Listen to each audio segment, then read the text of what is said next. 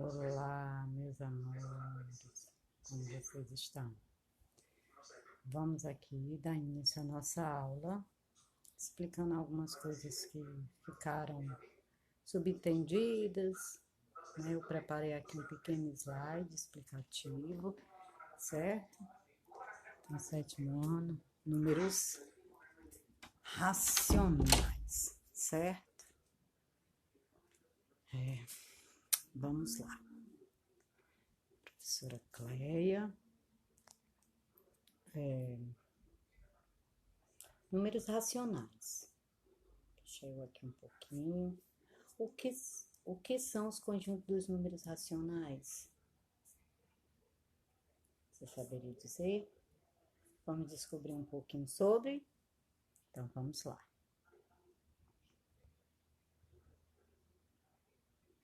O conjunto dos números racionais é formado por todos os quocientes de números inteiros A e B, em que B não é nulo. O uso da letra Q é derivada da palavra latina quantiums, cujo significado é quantas vezes.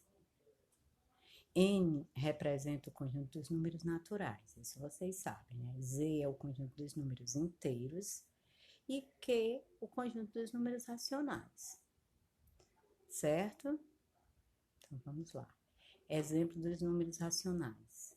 Os números inteiros são os números positivos e negativos. Esses números formam o conjunto dos números inteiros, indicados pela letra Z. O conjunto dos números inteiros é infinito e pode ser representado da seguinte forma. Infinito, vocês sabem que é um conjunto que não possui fim, certo? Então, o conjunto dos números inteiros, que é aqueles conjuntos negativos e positivos. E ele é infinitamente, tanto os negativos quanto os positivos. Na reta numérica, foi o que eu expliquei na sala de aula, que ele é infinito, tanto positivo quanto os negativos. Os números naturais, que é representado pela letra N, vai do 0 ao 9, sucessivamente, são os números inteiros positivos, não negativos. O que se agrupam num conjunto chamado N, composto de um número ilimitado de elementos. Mais uma vez, um conjunto infinito, certo? Então, vamos lá. Os números decimais exatos são aqueles que se apresentam em um número finito de casas decimais. Ou, em outras palavras, existe um certo ponto limite de casas decimais, certo? Ou seja, ele finaliza a conta, ele para. Então, isso são os decimais exatos. Exemplo de decimais exatos. 2 décimos, que ficaria 0,2, 6 centésimos, e por aí vai. E esse de 2.173 milésimos. A divisão, em um certo ponto, ela para. As dízimas periódicas são números decimais periódicos, ou seja, apresentam um ou mais algarismos que se repetem na mesma ordem infinitamente, ou seja, essa divisão vai infinitamente. Ela não para. Se você for dividindo, você vai... Ela não para. Então, na divisão, um certo ponto, quando você vai dividir uma fração, um certo ponto ela vai parar, se ela for exata, decimais exatas. Mas se ela não for exata, ela vai infinitamente, é o que eu chamo de dízimas periódicas. Elas variam entre simples e compostas, certo? Aí, no caso, eu tenho essas, ó. Se eu for continuar a divisão, eu não vou chegar a um fim nela, certo? Do mesmo jeito, essa 4/99 aí no caso. Certo, meus amores? Vamos lá. Sendo assim, o número racional ou fracional é todo número que pode ser representado por uma razão ou fração entre dois números inteiros.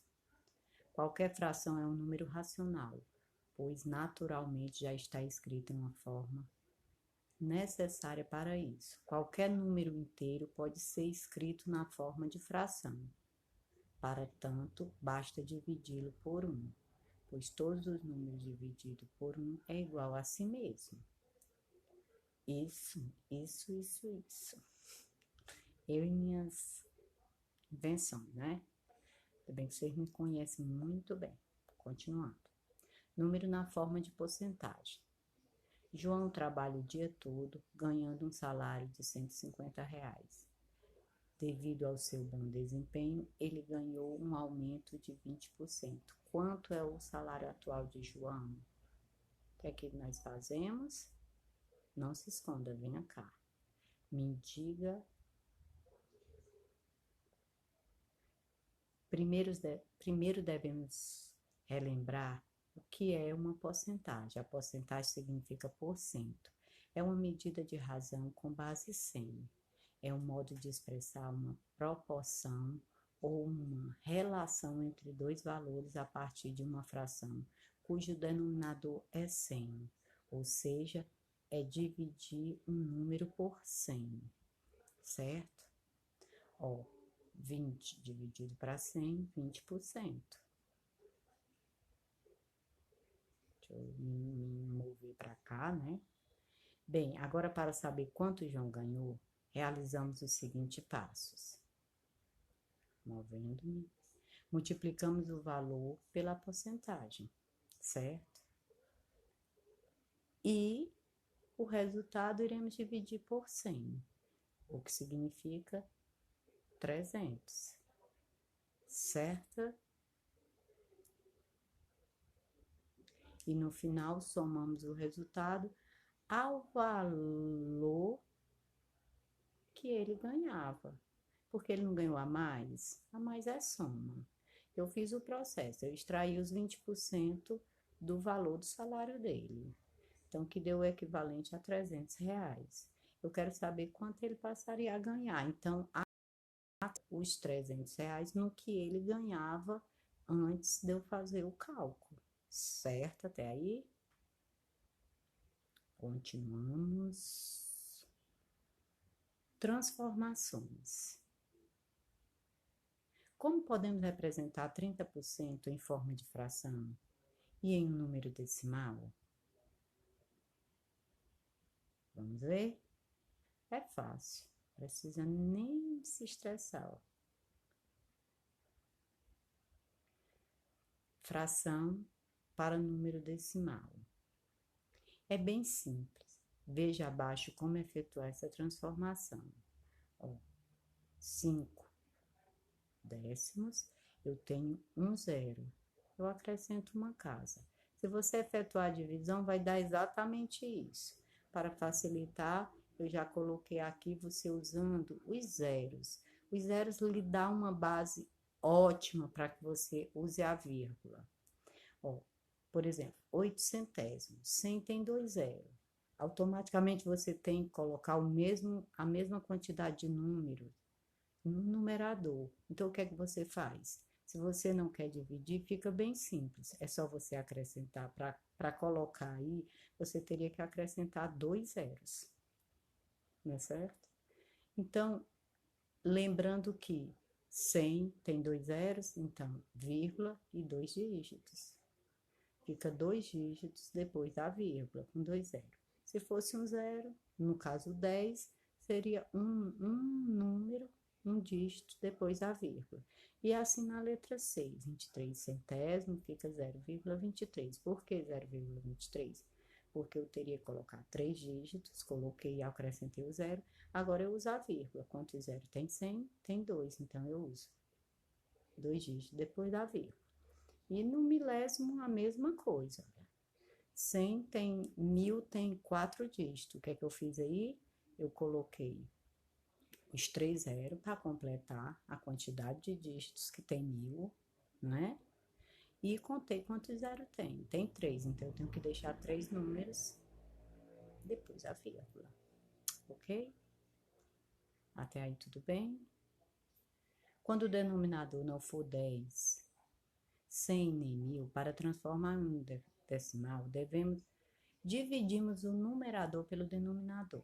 Comum, como vocês sabem, faz a divisão e de boa. Usa vírgula quando precisa de acrescentar um número que não tenha. Ou seja, quando você vai dividir um número menor pelo maior, automaticamente você vai precisar de um número, de acrescentar um zero. Quando você usa esse zero extra, você acrescenta vírgula no seu quociente. Vamos lá. Para transformar a fração em porcentagem, multiplica-se o numerador por 100 e divide pelo denominador. Exemplo, ó. É isso aí, certo? Multiplica e divide, certo? No caso aí, eu usei 2/5, multipliquei, repeti o denominador, multipliquei o numerador por 100 e efetuei uma divisão e transformei em porcentagem. Veja outra forma. Você pode dividir tranquilamente. Quando você divide 1/4, você vai ter 0,25.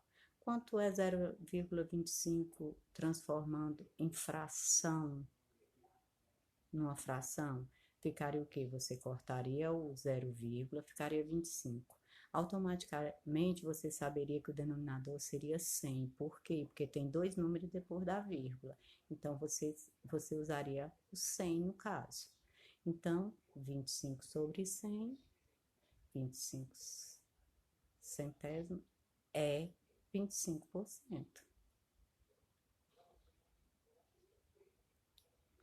Porcentagem para a fração de um número decimal. Voltando ao exemplo dos 30%, como podemos transformar uma em forma de fração e de um número decimal? Sabemos que 30% é 100, é 30%, né? Então, você divide 30 para 10, que dá 3, 100 para 10, que dá 10, e faz a divisãozinha,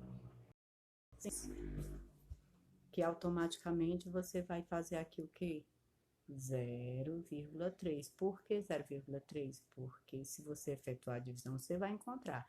Mas se você fosse basear só pela armação de 10, 100 e 1000, você vai verificar que aqui é um zero. Então, você teria que acrescentar um dígito depois da vírgula. Subindo. Mas como colocamos o número decimal em forma de porcentagem? Bem, é só multiplicar por 100, certo? Ó, você multiplica o 25 por 100, que dá igual a 25%, certo?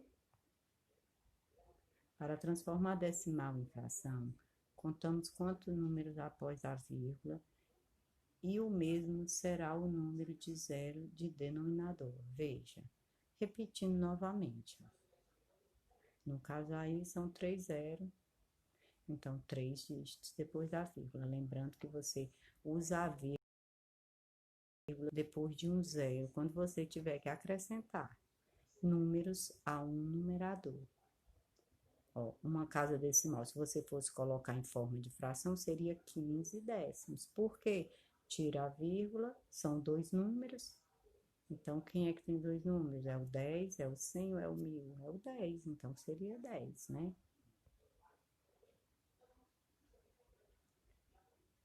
Certo? Tudo muito explicadinho, né? Então, meus amores, beijo a tia. Olha só. Tô parecendo ele mesmo, né? Pois é. Então, a tia vai lá no grupo, postar uma atividade, reforçando isso aí, tá?